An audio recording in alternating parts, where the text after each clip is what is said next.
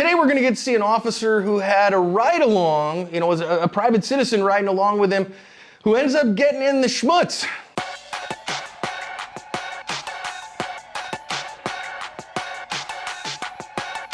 Hi friends, welcome to today's badge cam lesson here at Active Self-Protection. I'm your host, John Correa. I'm your co-host, Mike Williver. Today's video comes to us from Bakersfield, California. Today's video is brought to us by Mantis. The Mantis family of products is integral to ASP staff building handgun and carbine skills and are your most economical and fastest path to improvement in your skills too. Whether you choose the X10, the Laser Academy, the Blackbeard, or use them all in concert, they will help your practice be more effective, efficient, and fun. Go check them out, pick up a unit, and thank them for sponsoring today's video. Officers have been called to this shopping complex because the guy you can see on screen here, some people have called him in that he has a knife on him and that he is behaving erratically. They are going to make contact with him. Let's listen in. You got a knife, dude? You want to drop the knife? You want necesitas policía or no? Policía? Here.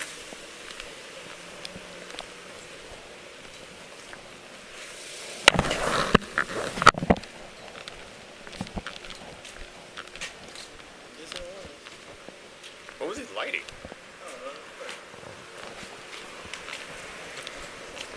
Let's just make sure he doesn't go somewhere crazy, do anything, and then I'll cancel medical aid.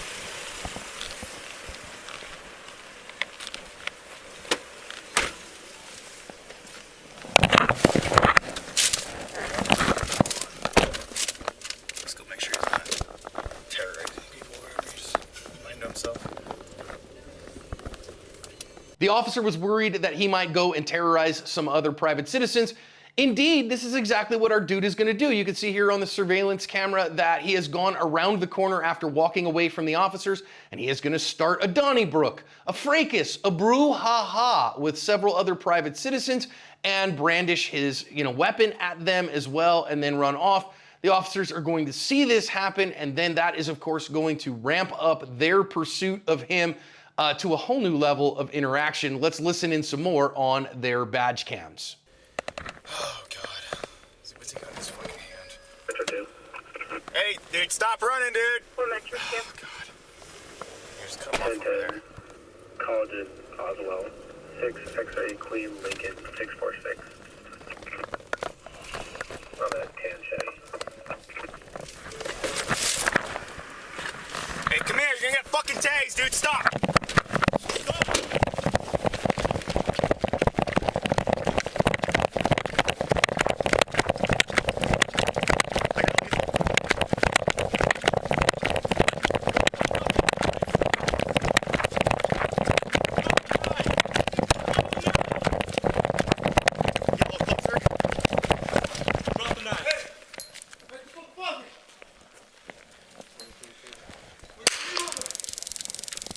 We got one armor of the night running eastbound, 4th right lane.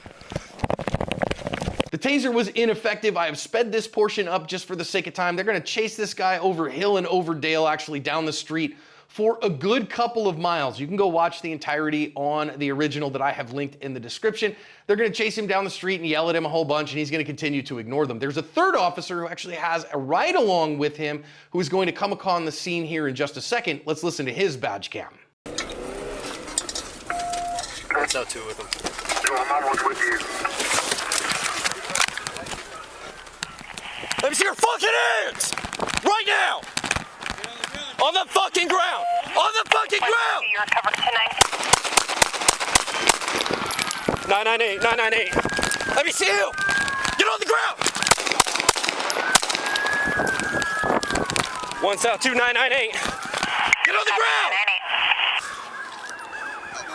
On the ground! Here you can see a picture of our perpetrator's weapon. It ended up not being a knife, but rather a screwdriver.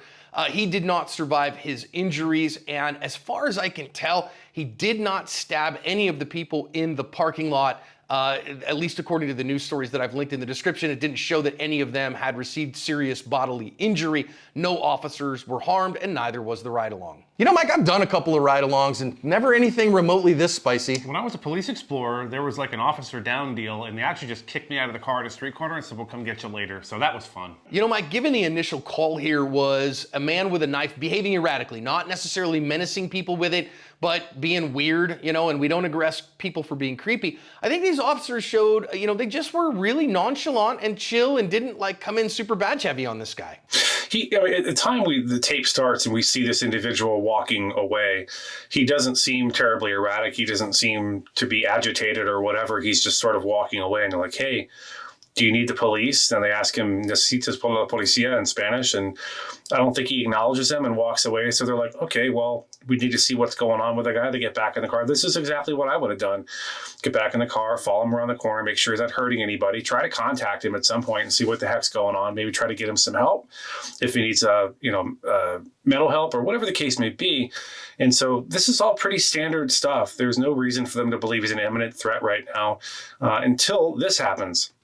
The guy goes around the corner. I think this is right around the corner from there. And it's he picks the wrong Bakersfieldians to mess with. These guys look like they're outside a bar or something maybe, and they're not having any of it. But we could see him appears to be either trying to start a fist fight or a screwdriver fight with him. Who knows? Yeah, and listen, if he's threatening you with a screwdriver, come on now, Bakersfieldians, you're living in Kern County, California. That's a shall-issue county. You can get your CCW. This should not have been a protracted issue. You should have protected yourself from somebody who's threatening you with a screwdriver, okay? So this should have been handled by the private citizens in a completely justified manner, though, again, I don't know how the fight started and all those things.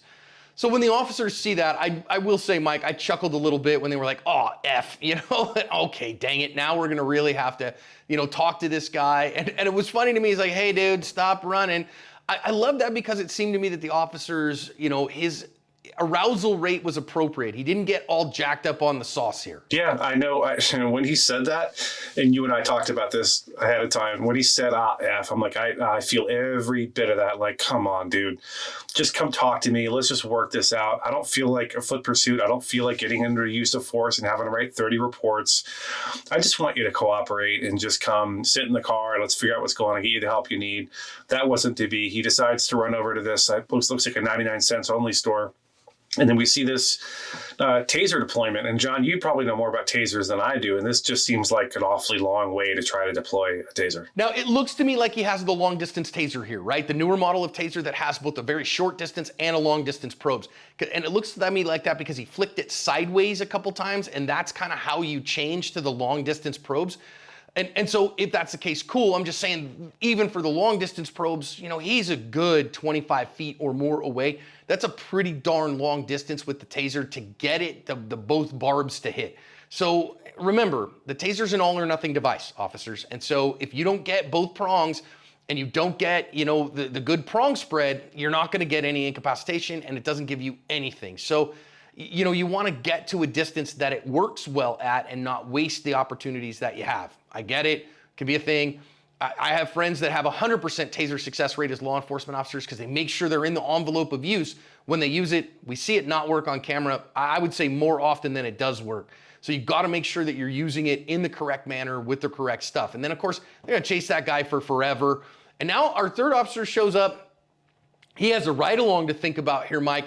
And he shows up and does some work. I will say here at the beginning, I know we harp on this, and I say this in private citizen encounters all the time, that a pistol-mounted light for a private citizen, probably not a necessity because of our mission, because we very seldom do things that are in real darkness. But for cops, they absolutely need a light on their pistol. They absolutely need to know how to use it because they chase goblins down holes and into dark places like this, and they need to be able to see what's going on. Yeah, let's take the middle part of what you just said and expand on it a little bit. I think some people, whether private citizens or officers, will buy even a good light for their gun and they'll mount it on the gun and then they'll holster it and figure, oh, when the moment comes, I need to activate this thing, it'll just work. We've seen officers who ended up activating a strobe light when they didn't mean to, when they really needed a solid, steady, good light with throw. This officer appears to know what he's doing. He activated the light right away. I'm a big fan of just turning it on and leaving it on unless you're clearing a building, which is what he did here. The light appears to be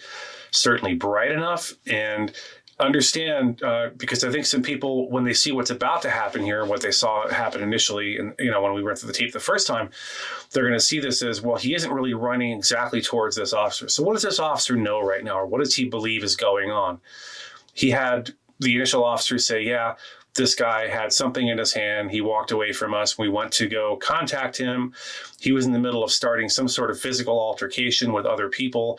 And then he ran. At one point, as you recall, he turned right before the taser was deployed and appeared to direct something shiny and silver at them. So he believes this person has a knife and has already assaulted people, potentially with the knife. You can't be sure. So now what is he going to do? Is he going to let this guy run by him and then go and assault other people? Who knows what he's going to do next? So under very settled Supreme Court precedent, first of all, it's his job to stop this person, but he has every right to use deadly force to stop this person from getting away and hurting other people. So whether he's running directly at him or not isn't really the issue. The issue is, what does this officer, being reasonable, of sound mind and body, believe is happening right now? And what does he believe he has to do to prevent further innocent people from being potentially injured or killed? And so that's why he fired here, in my opinion. Yeah, and recognize, okay, so officers are drilled on Tennessee versus Garner all the time. When can you shoot a fleeing felon? And only when you have a reason to believe that he represents a threat, an immediate threat of death or great bodily harm to you or to the community. And the officer, I think in his judgment, sees that here to the community, and I agree with him. Private citizens, we have to recognize we don't have that same precedent. Tennessee versus Garner tells us nothing for private citizens about how we behave, because our mission is different than law enforcement officers. Therefore, our tactics, techniques, and procedures are different. So if you're a private citizen viewer, I'm a private citizen. I'm not saying I can do what this officer did or should do what this officer did, because our mission is different. Therefore, our tactics, techniques, and procedures are different. But I think absolutely in this case, this officer has reason under Tennessee versus Garner to protect the community with deadly force because of what he knows about who this guy is, what he's doing, and what his level of threat is. Now, as the dude then decides, oh, okay, I'm going to turn around. I don't know if he's been hit at this point, but he turns around with what certainly looks like a knife in his hand, ends up being a screwdriver, which is absolutely a deadly threat, and starts to move towards the officer. Now, the officer is not in fear for the community, he's in fear for his own life. And here, both a private citizen and a law enforcement officer, really here the officer becomes exactly identical to the mission of a private citizen, which is to protect his life. And he has every right to stop somebody charging at him with a deadly weapon who has shown an intent to use that deadly weapon. And so this one here, no brainer for both officers and for us as private citizens. It doesn't get much clearer than this, John. You can actually see something coming out of the bottom of the palm of this guy's balled up fist. And, I think there's people out there who think that most officers are just itching to shoot someone, just itching to get into a gunfight. I promise you the vast, vast majority of them are not, because they know it will change their life forever. It will put them under a lot of scrutiny, under investigation, et cetera, et cetera. So this officer clearly at this point felt like he needed to protect his own life to stop this person from stabbing him or potentially running down the street and stabbing somebody else. It's a tough spot for this officer to be in. He can only work off the information that he's been given up until this point. Just a quick point, John, you mentioned he had a ride-along. That ride-along is an unarmed civilian who now potentially is in the middle of this. If he lets himself get stabbed by this guy, there's a real possibility that guy's going to hop into that open police car door and take off with it and do God knows what. At the end of the day, John, these officers, they have to work on the information they're given. The information he was given was, as I said earlier, this guy was armed with a knife. Someone called the police because of that reason. He was acting erratically. A taser deployment was attempted when the individual turned and threatened the other officers with whatever was in his hand, which we know was a screwdriver, but they thought was a knife. He then goes, before that, he went around the corner and started trying to pick a fight and assaulting other individuals. So this person is dead set on assaulting whomever he comes into contact with. So he had to act in that moment. At the end of the day, he had to defend his own life. And John, I don't know if you wanted to mention anything about the screwdriver, but a screwdriver will absolutely put big, ugly holes in you. Yeah, absolutely. I mean, this screwdriver here is a deadly weapon, right? So, the joke is that anything's a weapon if you hold it right. Certainly a screwdriver held, whether it's long held or short held, uses a stabbing implement, absolutely a deadly threat. So do I have any problems with this officer's actions? Nope. I think that he acted well within reason and what we would expect a reasonable officer to do. I think all the officers acted well here. Let's use it for good decision making as we work to cover our ASP.